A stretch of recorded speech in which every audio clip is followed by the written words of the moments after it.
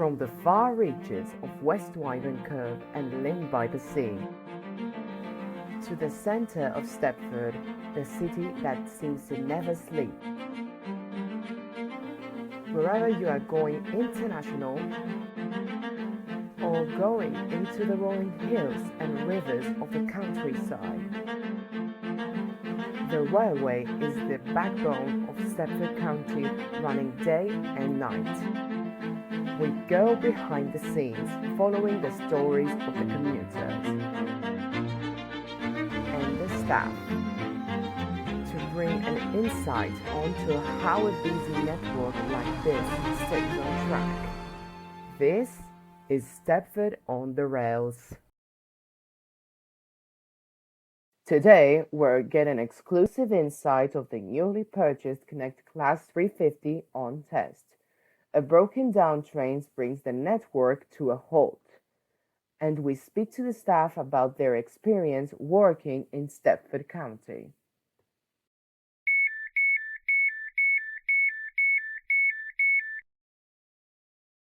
It's just after lunchtime in West Wyvern Station, and for the first time ever a newly purchased Class 350 is getting ready for a test run. We were able to get an interview with the Stepford Connect correspondent Mathews, who was overseeing the run. So this right here is one of our brand new Class 350-2s. This is the third one that we are running on test at the moment. The two others are already in service, running services between Stepford Central and Lynn by the Sea. We're running them in a 3x2 seating configuration to increase the capacity down the main line, which is feedback we've received from some of the passengers overall in the past few years since we've had this franchise. We're hoping to increase the speed as well, so travel time will go down. Of course, being able to run at 110 miles per hour between Leighton City and Lynn by the Sea. As stated recently on by the Connect CEO on SRN News, it is estimated that the new Class 350-2s will bring around 25 new services along the main line, allowing for more comfortable transport and faster services for the passengers.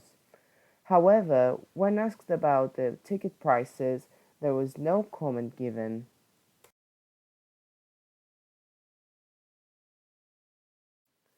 Halfway across the county at Airport Central, dispatcher Mickey Hardford speaks to our staff about life at the station at the busiest time of the year. My job as a dispatcher is to ensure everything runs smoothly, you know.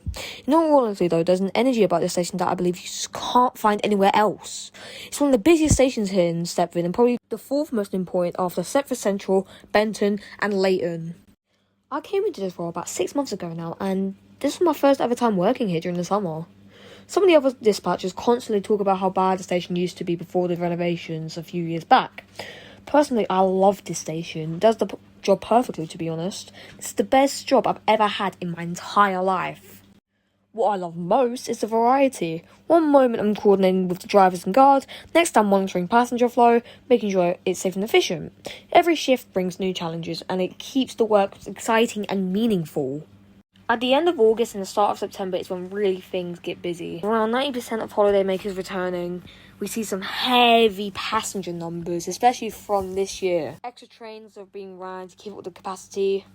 Lots of passengers are asking me questions though, even though they should go to the help desk for asking me all that. But either way, it makes the shifts fly by though. Even if I do have annoying whining that the 365's Connect runs. Then again, at least if 170s don't come with me. I should get back to work though. The 1400 Connect Essential should be coming in soon.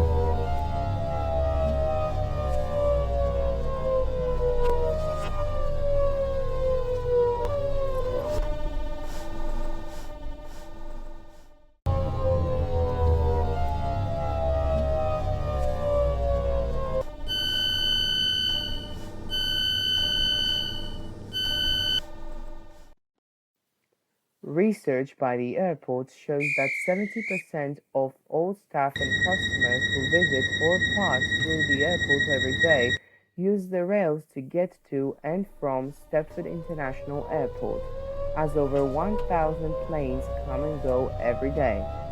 The staff are crucial to the operations and the railways are the backbone to that workforce. Meanwhile, at Edgemead, a Class 170 has come to a halt. You know something? This is the third time I've had to come out and look at a Class 170 with my colleagues this month. There I was at the depot, nice and relaxed. Then bam, the call comes in. It's just infuriating at this point. What's even worse is broken down over a junction this time around. It's a joke at the depot nowadays. A call comes in and before the phone is even picked up, someone across the room is shouting, "I bet it's a 170 again!" And guess what? Here we are. We fix this issue, usually a valve or a sensor, something stupid that messed with the electrical system and won't allow the emergency brake to be released. But we fix it and send it back. Even if it breaks again a week later, it's just infuriating. At this point, I just do not get why Connect doesn't sell these rust buckets. They should invest in newer stock like the 195s Northern have or even some good or reliable 158s.